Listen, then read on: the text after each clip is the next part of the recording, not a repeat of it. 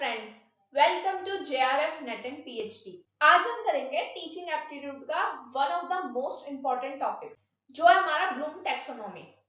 देखो, Benjamin Bloom ने 1956 में एक मॉडल दिया। समझ लो, इन्होंने एक टूल किट दी स्टूडेंट्स और टीचर्स को, जिससे वो अपने लर्निंग ऑब्जेक्टिव्स को क्लासिफाई कर सके। इसके लिए इन्होंने मेजरली 3 डोमेन्स दिए, 3 लेवल्स दिए। फर्स्ट था हमारा कॉग्निटिव लेवल, जो हमारा सबसे इंपॉर्टेंट है, सबसे ज्यादा पॉपुलर भी है और सबसे ज्यादा फोकस्ड भी यूजीसी नेट का यहीं पे है। फिर हमारा आता है अफेक्टिव लेवल और हमारा थर्ड लेवल आता है साइकोमोटर लेवल। Psychomotor level. तो सबसे पहले हम बात करेंगे कॉग्निटिव लेवल की। जो हमारा कॉग्निटिव लेवल है उसमें ब्लूम ने दी हमें 5 स्टेजेस, लेकिन उसके बाद 2001 में इस मॉडल को रिवाइज कर दिया गया, जिसमें हमारी कॉग्निटिव लेवल पे 6 स्टेजेस हो गए। देखो, इसे यहाँ पे 2001 लिखा है। ब्लूम ने कब दी? 1956 में। इसको रिवाइज किया गया 2001 में। और इस वीडियो के लास्ट में हम प्रैक्टिस क्वेश्चंस और पीवाईक्यूज भी करेंगे, जिससे क्लियर हो जाएगा। तो जो हमारा कॉग्निटिव डोमेन है वो बेस्ड है हमारा लर्निंग एंड नॉलेज पे। तो इसके ब्लूम ने हमें दिए 6 steps: remembering, understanding, applying, analysing, evaluating and creating. तो देखो, जो क्रिएटिंग है ना, इसको 1956 में जब मॉडल आया था तो वहां पे इसको सिंथेसिस वर्ड का यूज किया गया था, लेकिन 2001 में यहाँ पे क्रिएटिंग स्टेज बना दी गई। एक स्टेप हमारा क्या आ गया? क्रिएटिंग। तो हमारा रिमेम्बरिंग जो है वो हमारा फर्स्ट स्टेप है। ये हमारा बेसिक लेवल है। देखो, हमने लास्ट वीडियो में टीचिंग एप्टीट्यूड की मेमोरी लेवल किया था। वहां पे हमने पढ़ा था रूट मेमोराइजेशन, तो ये उसी से रिलेटेड है। यहाँ पे हम क्या करते हैं? Recalls specific facts, definitions. For example, यहाँ पे हम शेप, कलर, ये सब पहचानते हैं। यहाँ पे हम सोलर सिस्टम के प्लैनेट्स के क्या नाम है, ये सब जानते हैं हम रिमेम्बरिंग लेवल पे। फिर उसके बाद हम चलते हैं एक स्टेप आगे, जो हमारा अंडरस्टैंडिंग लेवल। यहाँ पे हम क्या करते हैं? Grasp meaning of instructional materials. यहाँ पे हम क्या करते हैं? Explain in own words. हम अपने ओन वर्ड्स में चीजों को एक्सप्लेन करते हैं। अंडरस्टैंडिंग, जैसे कि वर्ड सजेस्ट कर रहा है, यहाँ हम चीजों को अंडरस्टैंड करते हैं। फॉर एग्जाम्पल, हमने रिमेम्बरिंग लेवल पे जाना कि ये हमारा सन होता है। अब हम अंडरस्टैंडिंग लेवल पे क्या करेंगे? हम ये जानेंगे कि सन राइजिंग के टाइम पे ज्यादा बिगड़ लगता है एज कंपेयर टू नून। मतलब यहाँ पे हम चीजों को अंडरस्टैंड करने का ट्राई करेंगे। फिर हमारा एक स्टेप और आगे क्या आता है? To use knowledge in real life. अब जो हमने रिमेंबर किया, फिर अंडरस्टैंड किया, अब जो नॉलेज गेन की उसको अप्लाई करना है। Use information in a new but similar situation in real life. For example, हमें पता चल गया कि गूगल मैप होता है, ठीक है। अब हम गूगल मैप का यूज कर सकते हैं ताकि हम डिस्टेंस कवर करके अपने कॉलेज जा सके, ठीक है। तो यहाँ पे हमने क्या किया? अपनी नॉलेज को अप्लाई किया। फिर हमारा एक स्टेप आगे क्या आता है? Analysing. Take apart the known and identify relationships. यहाँ पे हम क्या करते हैं? Breaking things. देखो, आपका पेपर आता है, कोई भी आप पेपर देते हो, तो आप घर आने के बाद क्या करते हो? या जब आंसर की आ जाती है, आप क्या करते हो? एनालाइज करते हो उस पेपर को, आप ब्रेक करते हो। फॉर एग्जाम्पल, यूजीसी नेट का पेपर है, तो आप पेपर 1 से क्या देखोगे कि हायर एजुकेशन से कितने क्वेश्चन आए, टीचिंग से कितने क्वेश्चन आए, मैथ से कितना क्वेश्चन आया। यहाँ आप क्या कर रहे हो? ब्रेक कर रहे हो चीजों को, एनालाइज कर रहे हो उस पेपर को। फिर हम एक स्टेप और आगे आते हैं, वो क्या? हमारा evaluating. Examine information and make judgements. यहाँ पे हम क्या करते हैं? मेक जजमेंट्स, या हम अपनी जजमेंट्स करते हैं कि मान लो हमारे पास मैगी है, ठीक है। अब यहाँ पे हम क्या इवेल्युएट करेंगे, क्या मैगी हेल्दी है खाने के लिए, क्या सॉफ्ट ड्रिंक पीने के लिए ठीक रहेगी, ये सब क्या हो गया हमारा इवेल्युएट। फिर हम एक स्टेप और आगे जाते हैं और जो हमारा final higher order thinking skills का वो है हमारा क्रिएटिंग, और ये हमारा क्या है, हाईएस्ट लेवल है।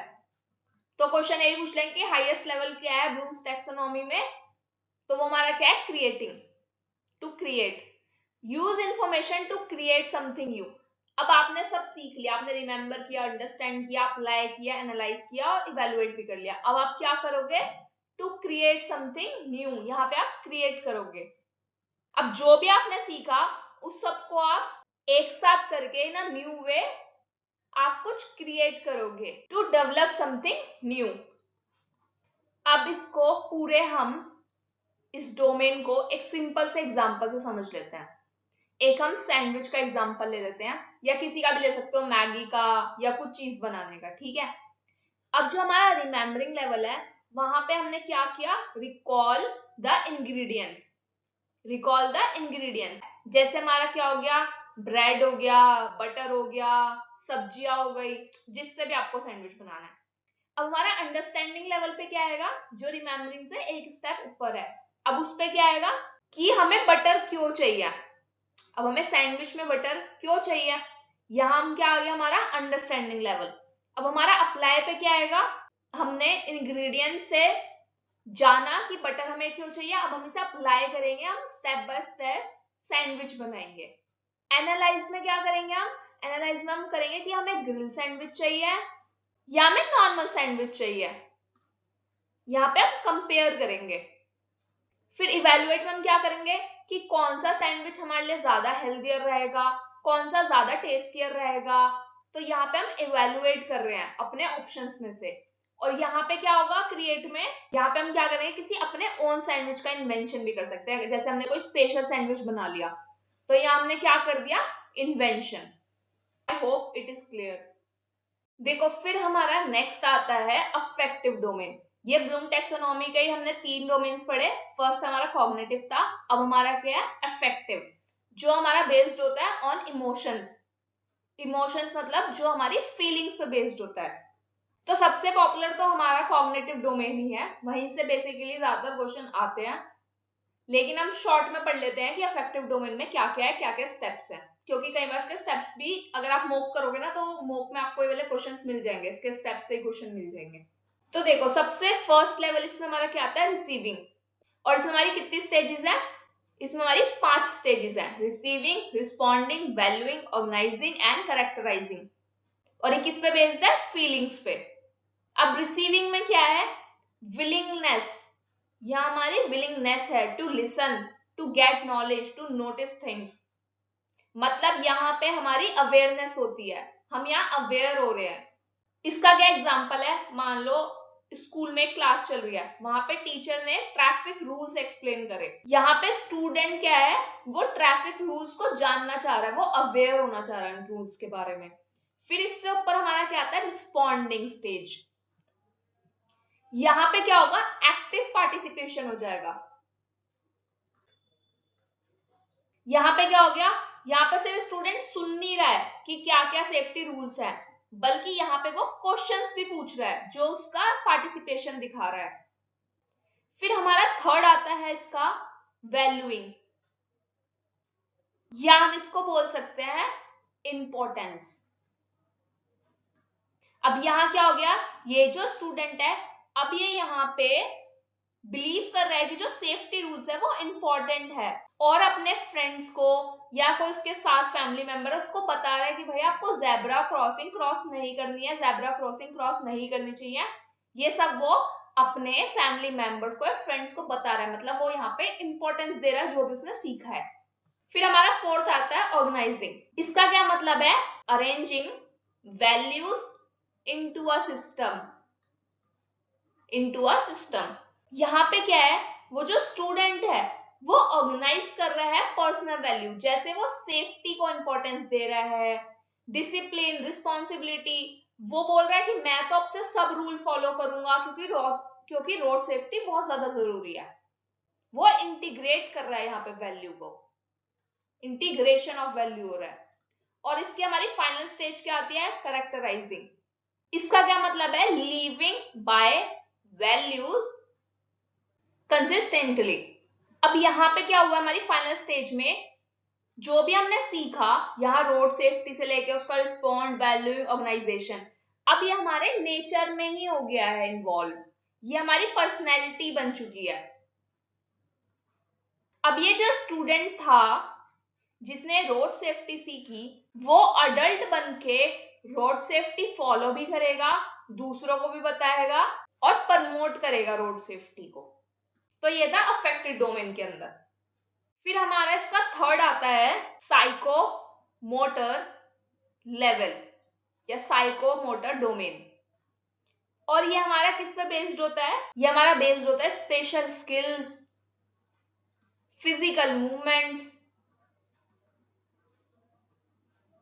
और इसमें हमारे पास है 5 स्टेजेस। इसमें फर्स्ट क्या हमारा, इमिटेशन, टू कॉपी समवन।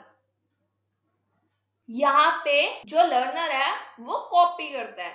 फिर हमारा क्या आता है, मैनिपुलेशन, यहाँ पे जो आपने कॉपी किया वो आप खुद से ट्राई करते हो, यहाँ पे परफॉर्मिंग द टास्क।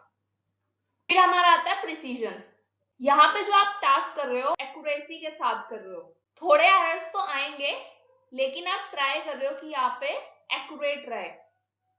फिर हमारा आता है आर्टिकुलेशन, ये इससे एक और ऊपर का लेवल होता है, ये हमारी है 4th स्टेज या 4th स्टेप। इसका क्या एग्जांपल है, मान लो आपने पियानो सीखा है, ठीक है, आपने कॉपी किया पियानो को, फिर परफॉर्म किया, फिर ट्राई किया एक्यूरेसी के साथ हो। अब यहाँ पे क्या हो गया, ये एक और स्टेप आ गया, यहाँ पे आप ट्राई कर रहे हो अपने दोनों हाथ से पियानो बजाने का विद द शीट, मतलब रीडिंग म्यूजिक शीट, जो आपके पास शीट है जिसको आप देख के बजा रहे हो म्यूजिक, आप वो भी रीड कर रहे हो, आप अपने दोनों हैंड का यूज भी कर रहे हो। और फिर हमारा क्या आता है, नेचुरलाइजेशन, जो हमारी फाइनल स्टेज है। यहाँ पे क्या आ गया, जो भी आपने स्किल सीखी है वो ऑटोमेटिकली आपके नेचर में आ गई है। जैसे आपने डांसर्स को देखा, जो प्रोफेशनल डांसर्स हैं उनके आपको दिख ही जाएगा कि कितना नेचुरल हो गया, उनकी बॉडी लैंग्वेज में ही आपको नेचुरलाइजेशन दिख जाएगी। तो ये 5 स्टेजेस है। फिर एक और मॉडल आता है हमारा गेग्स एंड ब्रिक का, या गेगने टैक्सोनॉमी, गेगने इसका प्रोनाउंसिएशन आप कुछ भी कर सकते हो, वैसे फ्रेंच वर्ड है। इसको हम गेगने 9 कंडीशनल ऑफ लर्निंग भी बोलते हैं। तो ये भी याद रखना कि 9 कंडीशंस ऑफ लर्निंग किसके मॉडल को बोलते हैं, और गेगने के मॉडल को बोलते हैं। अब इसने दी 8 स्टेजेस, 8 स्टेप्स दिए इसने हायरार्की में, ठीक है। तो इसके जो ये 4 है नीचे के, इसने इसको बोला बिहेवियर लेवल। ये भी आपको मोक में और पीवाईक्यूज में देखने को मिल जाएगा कि बिहेवियर लेवल कौन से वाले स्टेजेस को बोला जाता है और कॉग्निटिव लेवल कौन से को। और ये जो ऊपर के थे इसको इन्होंने बोला कॉग्निटिव एस्पेक्ट्स। फर्स्ट था इनका सिग्नल लर्निंग, फिर था रिस्पॉन्ड लर्निंग, फिर था psychomotor connection learning, verbal association, multiple discrimination, concept learning, principle learning, और लास्ट में हमारा है प्रॉब्लम सॉल्विंग। तो सबसे ऊपर क्या है हमारे हायरार्की में, प्रॉब्लम सॉल्विंग, और सबसे बिलो पे क्या है हमारा, सिग्नल लर्निंग।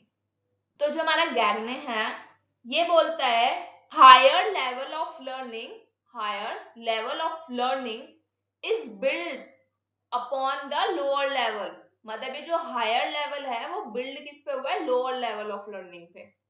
और ये बोलता है जो हमारे लोअर लेवल्स हैं ये हमारे बेस्ड किस पे, बिहेवियर लेवल पे, और हायर किस पे बेस्ड, हमारे कॉग्निटिव लेवल पे। तो ये हमने दोनों मॉडल पढ़ लिए, मेरे को नहीं लगता इससे बाहर तो आएगा कुछ, क्योंकि सब कुछ हमने कवर कर ही लिया है, और इससे 1-2 क्वेश्चन आ जाते हैं, मतलब ब्लूम टैक्सोनॉमी या इस वाले मॉडल से। तो ये कर लेते हैं, उसके बाद अब हम करेंगे practice questions. Which is the highest level in the revised कब हुई थी हमारी, 2001 में, ब्लूम्स टैक्सोनॉमी। तो सबसे हाईएस्ट लेवल हमने क्या पढ़ा ब्लूम्स टैक्सोनॉमी का, वो था हमारा क्रिएटिंग।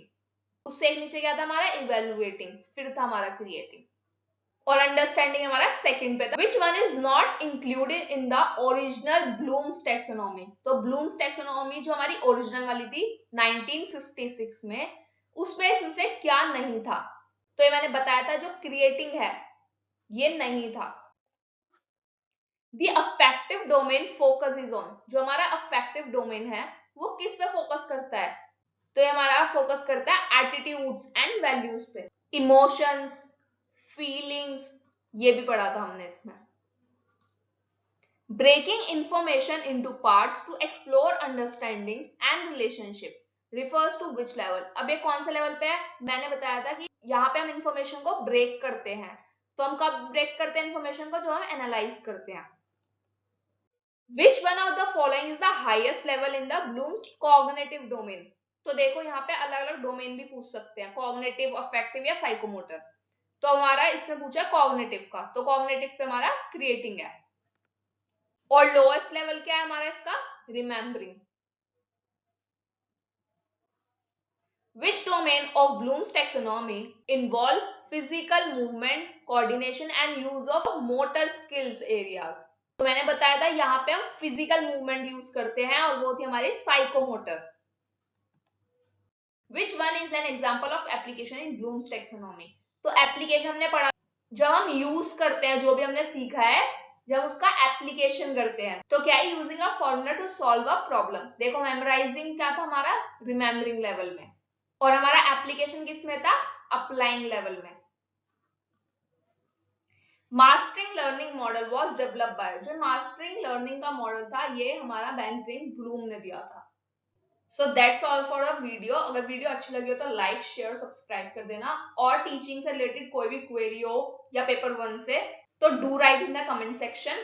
पेपर 2 लॉ की भी वीडियोस अपलोड होनी स्टार्ट हो गई है, तो प्लेलिस्ट में जाके चेक कर लेना। Thanks for watching.